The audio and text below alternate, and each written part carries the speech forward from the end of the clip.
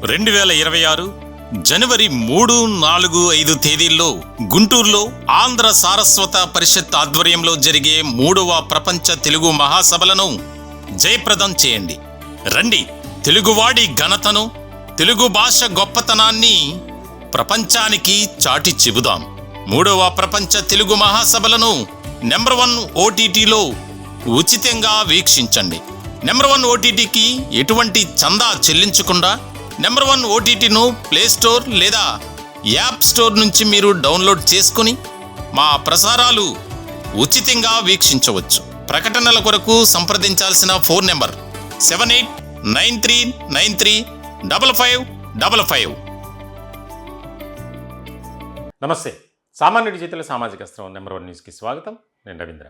వైఎస్ఆర్సీపీ ఆ పార్టీ అధినేత మాజీ ముఖ్యమంత్రి వైఎస్ జగన్మోహన్ రెడ్డి తన పందా మార్చుకున్నారా, వ్యూహం కాస్త డిఫరెంట్గా ఆయన రెడీ చేసుకున్నారా అనే దాని మీద ఇప్పుడు ఆసక్తికరమైనటువంటి చర్చ జరుగుతుంది. రాష్ట్ర రాజకీయాల్లో ప్రస్తుతం వైఎస్ఆర్సీపీ గురించి ఏ స్థాయిలో మాట్లాడుకుంటున్నారు, అసలు ఏదో సినిమాలో డైలాగ్ లేగా మాటలు లేవు అన్నట్లుగానే పరిస్థితి ఉంది. అంటే ఆ పార్టీ తమకు తాముగా చేసుకున్నటువంటి తప్పుల వల్ల, ఓపెనింగ్ చెప్పాలంటే వాళ్ళే చేసుకున్నారు. చక్కగా 5 ఏళ్ల పాటు మనం అధికారం ఇచ్చినటువంటి ప్రజలకు మంచి కార్యక్రమాల ద్వారా ఒక రకమైనటువంటి ప్రజాభిమానాన్ని మనం సంపాదించుకోవాలి అనే దాని మీద పెద్దగా ప్లాన్ చేసినట్టు కనిపించలే. దాదాపుగా ఎప్పుడూ కూడా ఏ పార్టీ అధికారంలో ఉన్నా సంక్షేమం, అభివృద్ధి ఈ రెండు కూడా 2 కళ్ళు లాంటివి. Welfare schemes at the same time development activities కూడా చేయాలి. కానీ వైఎస్ఆర్సీపీ అధికారంలో ఉన్న 5 ఏళ్ల పాటు, అంటే 2019 నుంచి 2024 వరకు జరిగింది ఏంటి అంటే వెల్ఫేర్కే ఎక్కువగా నిధులు కేటాయించారు, కోట్లాది రూపాయలు. అభివృద్ధి కార్యక్రమాలు అంతంత మాత్రమే. అందుకే ఆ స్థాయిలో ఫలితాలు వచ్చినాయి అనేది ఒక చర్చ జరిగింది. అయితే ఇప్పుడు ఆ పార్టీలో ఏం జరుగుతుంది? ఇలా ఒకరి తర్వాత ఒకరు జైలుకి వెళ్ళటం, కేసులు నమోదు కావడం, ఈ పరిస్థితులన్నీ ఎదురవటానికి కారణాలు ఏంటి అని ఒక సమీక్ష చేసుకున్నారు. తాజాగా ఒక కీలకమైనటువంటి నేతలంతా బెంగళూరులో గ్యాదర్ అయి ఆయన నివాసంలో చర్చలు. దీనికి ప్రశాంత్ కిషోర్ టీం నుంచి ఒక 2 ముఖ్యమైన వ్యక్తులు. వాస్తవానికి ప్రశాంత్ కిషోర్ వైఎస్ఆర్సీపీని వదిలి దాదాపు చాలా కాలం అయింది.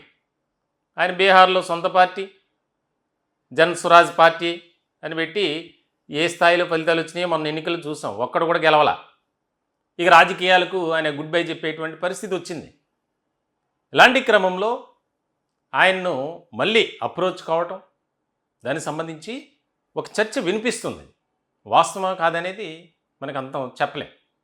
కానీ ప్రశాంత్ కిషోర్ టీంలో ఉన్నటువంటి ముఖ్యమైనటువంటి వ్యక్తులు 2 తాజాగా జగన్మోహన్ రెడ్డి గారితో మాట్లాడారు అనేది ఒక చర్చ. దీనికి సంబంధించి వారు చెప్పిన విధంగా, అంటే ఇంకా ఆయన మనుషులంటే ప్రశాంత్ కిషోర్ మనుషులే, అంటే ప్రశాంత్ కిషోర్ డైరెక్ట్గా యాక్షన్లోకి దిగినట్లే, దాంట్లో డోకా లేదు, డౌట్ లేదు. ఇప్పుడు రానున్న కాలంలో జగన్మోహన్ రెడ్డి ఏ రకమైనటువంటి వ్యూహంతో అడుగులు వేస్తారు?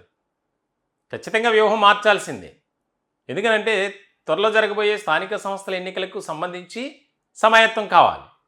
అలాగే పార్టీలో ఉన్నటువంటి క్యాడర్ను కాపాడుకోవాలి. అది ముఖ్యమైనటువంటి పాయింట్. స్థానిక సంస్థల ఎన్నికలు గెలిచినా గెలవకపోయినా పెద్ద విషయం కాదు వాస్తవంగా.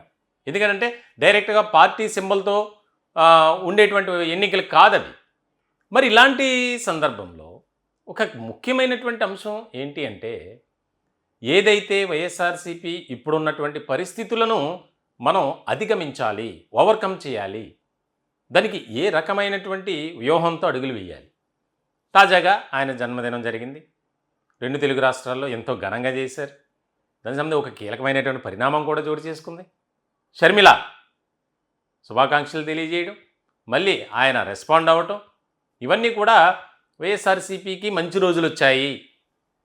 మొత్తానికి బ్రదరు సిస్టరు కలిశారు. విజయమ్మ కూడా ఈ ఇద్దరితో హ్యాపీగా ఫ్యామిలీ ఉంటారు అనే చర్చ జరుగుతుంది. ఎప్పుడైతే 2019 ఎన్నికలకు సంబంధించి ఆ ముందు జరిగిన పరిణామాలు, అంటే 2017లోనే ఆయన పాదయాత్ర చేశారు. పాదయాత్ర సమయంలో షర్మిల కానీ విజయమ్మ నుంచి వచ్చినటువంటి సపోర్ట్, ఎన్నికలు జరిగిపోయాయి, అధికారంలోకి వచ్చిన తర్వాత ఈ కుటుంబ వ్యవహారాలన్నీ ఒక్కసారికి బయటపడ్డాయి, విభేదాలు. ఇలాంటి తరుణంలో ఇప్పుడు మళ్ళీ షర్మిల కలవబోతున్నారు. దీనికి సంబంధించి ఒక ప్రత్యేకమైనటువంటి వ్యూహంతో ముందుకు వెళ్ళబోతున్నారు జగన్మోహన్ రెడ్డి అని. సరే, ఎన్ని కేసులు పెట్టుకున్నా, ఎన్ని అరెస్టులు జరిగినా వాటిని లెక్క చేయకుండా మనం ప్రజల్లో ఒక రకమైనటువంటి అభిమానాన్ని సంపాదించుకోవాలి. వాస్తవంగా వారు చేస్తున్న ఆలోచన మంచిదే. ఇక్కడ కూటమి కూడా కాస్త తడబడుతుంది కొన్ని నిర్ణయాలు తీసుకునే విషయంలో. ఇది వారికి కలిసి వచ్చేటువంటి అంశం. దాన్ని అందిపుచ్చుకొని ముందుకు వెళ్ళాలి. ఈ మధ్య కాస్త యాక్టివ్గానే జగన్మోహన్ రెడ్డి ఉన్నారు. ప్రజల్లోకి తరచూ రావటం, దానికి సంబంధించి పరామర్శలు కానీ, తాజాగా భవానీపురం ఫ్లాట్లు సంబంధించినటువంటి విషయంలో కూడా వెళ్ళి అక్కడ కలిశారు. మీ తరపున మేము ఉన్నామని చెప్పి ఒక భరోసా ఇచ్చారు. అంటే ఇంకా రాష్ట్ర వ్యాప్తంగా ఇటువంటి పర్యటనలు జనవరి నుంచి ఎక్కువ అవుతాయి. త్వరలోనే బస్సు యాత్ర, ఇక 2026 ఆగస్టు సెప్టెంబర్లో పాదయాత్రకు కూడా సన్నద్ధమవుతున్నారు జగన్మోహన్ రెడ్డి. దాదాపుగా 2 ఏళ్ళు ఈ యొక్క పాదయాత్ర జరగబోతుంది గతంలో మాదిరిగా అనేది కూడా చర్చ వినిపిస్తుంది పార్టీ వర్గాల నుంచి. ఆయన ఏమీ రాజకీయాలంటే తెలియనటువంటి వ్యక్తి కాదు. చాలామంది మీ కోటరీ చుట్టూ ఉన్నటువంటి వారి వల్ల ఇంత నాశనం అయిపోయింది పార్టీ అని చెప్పినా వారిని పక్కన పెట్టకుండా ఉండటానికి ప్రధానమైనటువంటి కారణం ఏంటంటే వారిపై జగన్కు ఉన్నటువంటి ఒక నమ్మకం. ఆ నమ్మకంతోనే వారిని ఎవరు ఎన్ని అన్నా కదపట్లేదు, నోరు మెదపట్లేదు అనే చర్చ కూడా జరుగుతుంది. ఇలాంటి తరుణంలో జగన్మోహన్ రెడ్డి ఒక ప్రత్యేకమైనటువంటి వ్యూహంతో అడుగులు వేస్తున్నారు అనేది రాజకీయ వర్గాల్లో, అలాగే రాజకీయ విశ్లేషకులు కూడా దీనిపై తీవ్రంగానే చర్చించుకుంటున్నారు ఆసక్తిగా. ఎందుకంటే ఇప్పుడు అనివార్యం, పార్టీని కాపాడుకోవాలి. పార్టీలో ఉన్నటువంటి క్యాడర్కు ఒక రకమైనటువంటి జోష్, ఉత్తేజం ఇవ్వాలంటే పార్టీ అధినేతగా జగన్మోహన్ రెడ్డి ప్రజల్లో ఉండాలి, కార్యకర్తలతో తరచూ మమేకం అవ్వాలి. గతంలో చేసినటువంటి విధంగా చేస్తే ఇంకా పతన స్థాయికి చేరిపోతుంది. ఆ పతన స్థాయి నుంచి పతాక స్థాయికి పార్టీ చేరాలి అంటే మరి తీసుకునే నిర్ణయాలు చాలా ముఖ్యమైనవి. మరి దీనికి సంబంధించి ఎందుకంటే ఇక్కడ వ్యూహకర్త ఒకరు కావాలి.